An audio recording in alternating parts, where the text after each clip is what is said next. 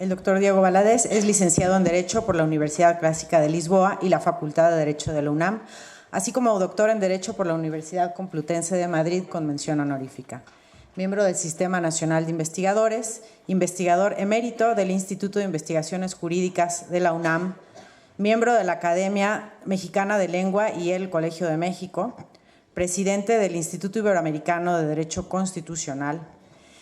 Ha publicado 20 libros de autoría única, con diversas ediciones en México y el extranjero, 7 libros en coautoría, 53 libros coordinados o editados, 352 artículos de revista y capítulos en libros, muchos de ellos aparecidos o reeditados en el extranjero, un número importante de comentarios y voces en las obras de consulta, así como 183 ensayos y escritos. Ha dictado más de 400 conferencias y ha participado en más de 700 congresos y jornadas, así como en más de 160 actividades académicas en México y en el extranjero. Jurado en 2 ocasiones del conocido Premio de Literatura en Lengua Castellana Miguel de Cervantes, y ha recibido reconocimientos nacionales y en el extranjero, destacando más de 4 doctorados honoris causa y diversos merecimientos por su obra académica. Gracias, doctor. Por favor, doctor. Muchas gracias, es usted muy generosa. Diputada Rojas, muchas gracias por la presentación. Muchas gracias, diputado Robledo, por darme la palabra. Y muchas gracias, diputado Mier, por haberme invitado a esta que los mexicanos consideramos la Casa del Pueblo. Y qué bueno que en esos términos podemos venir aquí, ciudadanos, a expresar nuestros puntos de vista. Hemos escuchado las reflexiones importantes, introductorias, de la diputada Rojas, del diputado Robledo, del diputado Mier, del diputado Sandoval y del diputado Puente. Y esto nos da el marco de lo que espera la comunidad de esta primera reunión o primer conversatorio sobre la integración de la Corte. Ciertamente, el tema de la integración de la Corte es crucial y coincido, ayer mismo lo dije en un congreso, en el 11º Congreso de Derecho Constitucional que se está llevando a cabo en Cuernavaca, que en un sistema constitucional y en una democracia no hay nada que no se toque. Justamente esa es la característica de un sistema democrático abierto.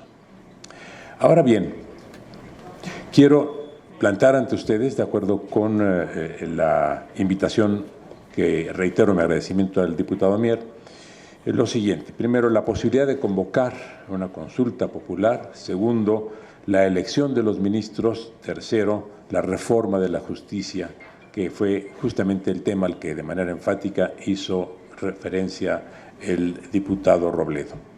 Primer tema, convocatoria. Aquí tenemos el artículo 35 constitucional, que de manera expresa dispone que no se puede someter a consulta la restricción de los derechos fundamentales ni de sus garantías. En el orden estricto, desde mi punto de vista, lo esencial en cuanto a las garantías, que son las formas de cumplimiento o los instrumentos de los que disponemos los justiciables para hacer valer nuestros derechos, exigen que quienes van a intervenir como garantes de nuestros derechos estén caracterizados por su independencia, su autonomía, su imparcialidad y, por supuesto, su competencia profesional. La consulta puede afectar, desde mi punto de vista, o puede considerarse que afecta las garantías en cuanto a que la elección de una persona y no su selección da lugar a diferentes criterios en cuanto a la forma, repito, de elegir. ¿Cómo podemos los electores tener la seguridad de que quien elegimos reúne las características de imparcialidad, de independencia, de autonomía y de competencia profesional? Si la elección fuera garantía de esos elementos, señoras diputadas, señores diputados, no habría discusión entre ustedes con sus otros colegas de otras formaciones políticas, porque todos serían perfectos. Si la sola elección es una garantía de perfección, entonces esta Cámara y la otra tendrían que funcionar por unanimidad. Y esto no es así. Pero segundo, y esta es mi preocupación fundamental, el propio artículo 35 asigna a la Suprema Corte de Justicia la calificación de la constitucionalidad de la convocatoria. Esto es, la propia Corte tendría que estar convencida de que la elección de sus integrantes es la mejor forma de garantizar o de confirmar las garantías para los derechos fundamentales.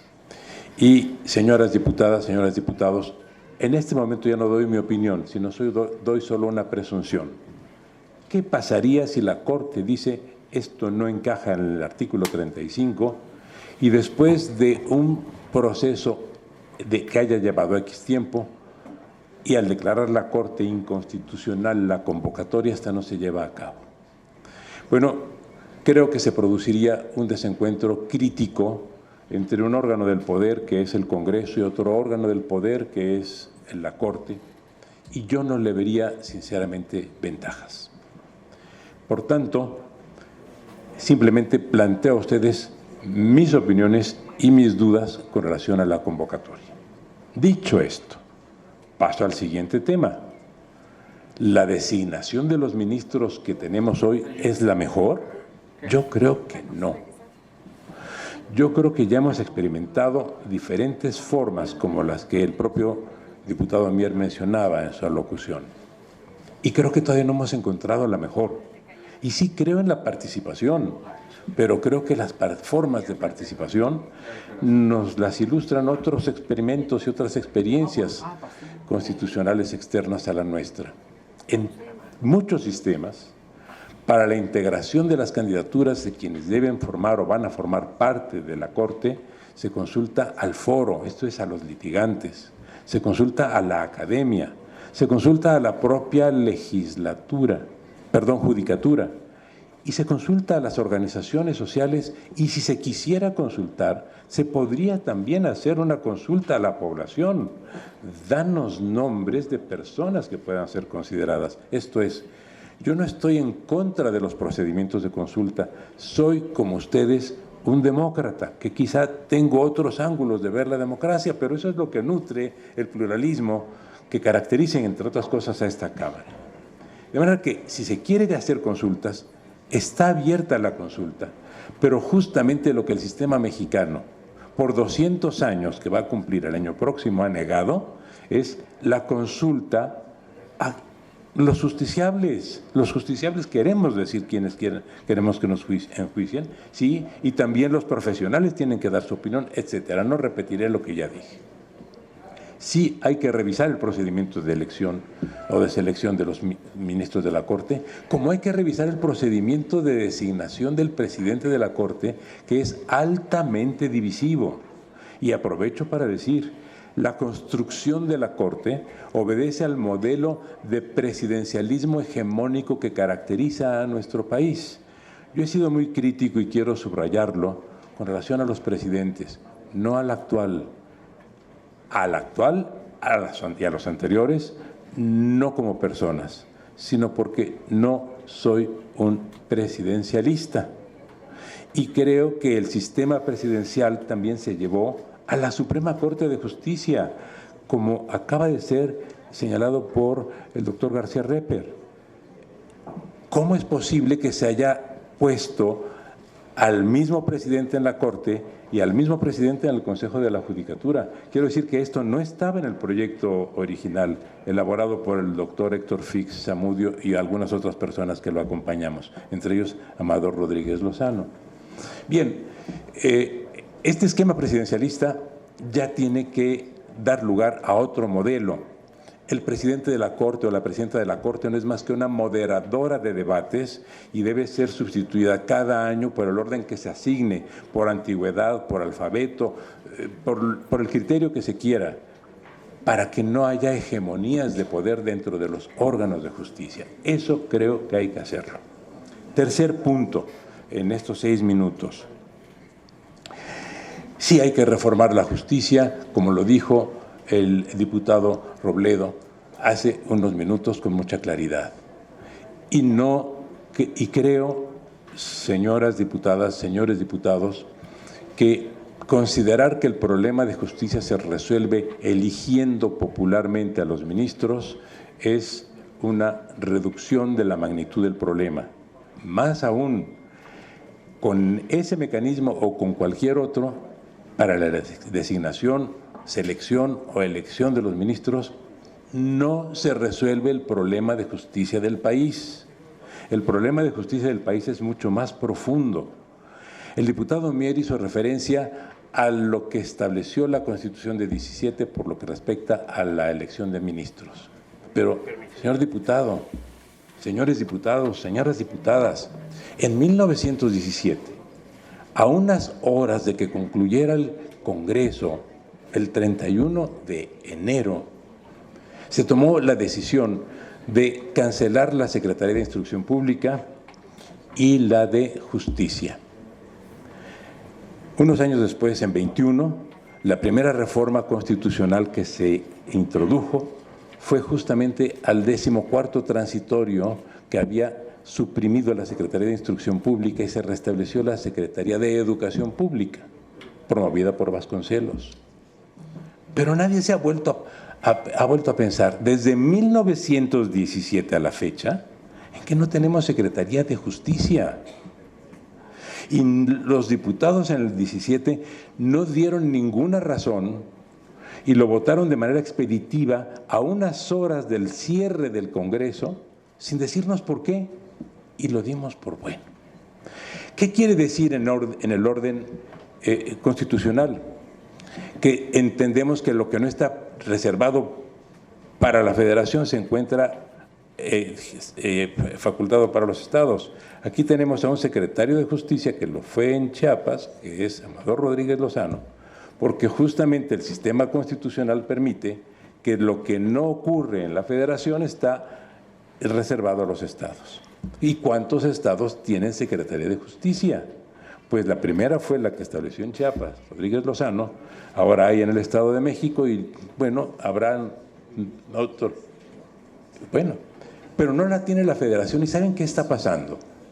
Que el Estado mexicano es el único de la OCDE que no tiene secretario de Justicia. Esto es un gobierno que desde 1917 hasta 2023 carece de política de justicia.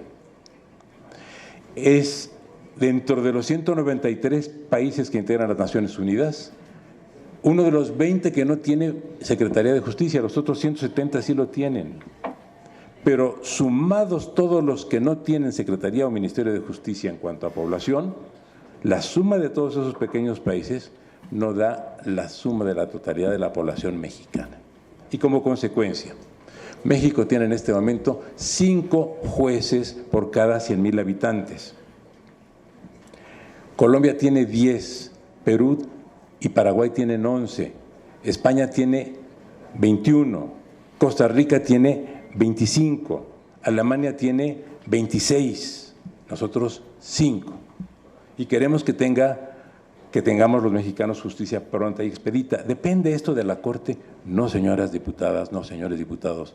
Depende de que no hemos abordado el problema de justicia y hay que tomarle la palabra al diputado Robledo. Yo me sumo a ese proceso y todos, estoy seguro, los que aquí estamos lo haremos con gusto. No tenemos, por tanto, que darle muchas vueltas al problema de justicia. Nuestros rezagos son muchísimos, solo mencioné algunos. Tenemos que hacerle juicio al amparo, porque también lo que estamos viendo son excesos, señoras diputadas, señores diputados, que no corresponden al son imputables a los ministros. Es un sistema que se construyó en 1841, el del amparo, para contrarrestar la dictadura de Antonio López de Santa Anna. Y desde entonces tomamos el sistema de amparo en México como una forma de defendernos ante la arbitrariedad del poder político. Hoy vivimos en una democracia.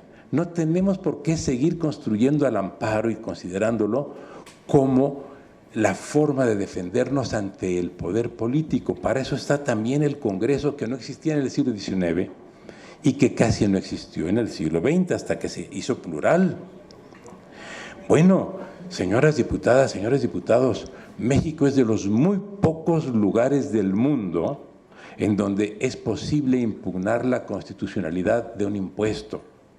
Y es uno de los muy pocos países del mundo donde el amparo administrativo permite paralizar la acción del gobierno en detrimento de los gobernados. Esto que se dice de que se está paralizando, deteniendo la acción de gobierno, y se utiliza inclusive una expresión inglesa, lawfare, pues sí, existe, pero no depende de los ministros, no depende de la voluntad de los integrantes del Poder Judicial, depende, repito, de que no le hemos hecho juicio al amparo.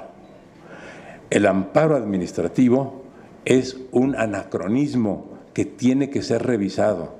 El amparo fiscal es otro anacronismo que tiene que ser revisado.